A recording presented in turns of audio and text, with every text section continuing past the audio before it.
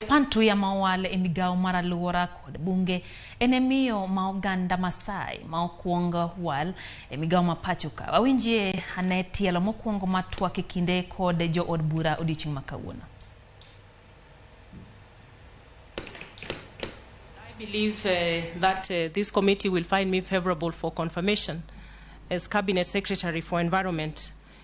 I know my entry is very full concerning the matters of waste management, the need for us to up our game in exploring renewable sources of energy.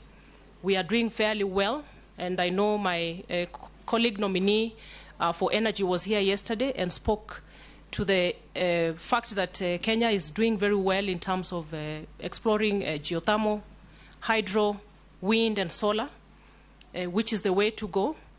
And as a country, within our NDCs, nationally determined contributions, we are even willing and ready to forego certain resources that we have within our country, which are fossil fuel based. And you know that is the trend that the country is taking.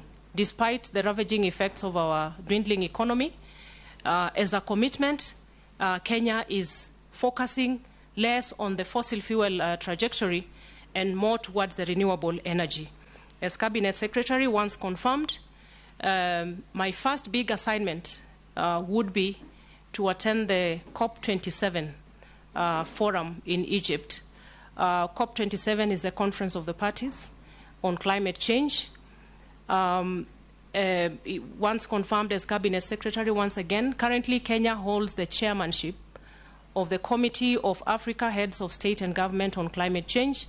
And as Cabinet Secretary, I will be playing a very critical role at the interministerial level in terms of putting up a strong case for the country in terms of the loss and damage that we are suffering arising from the climate change effects, need for financial and technological support from developed countries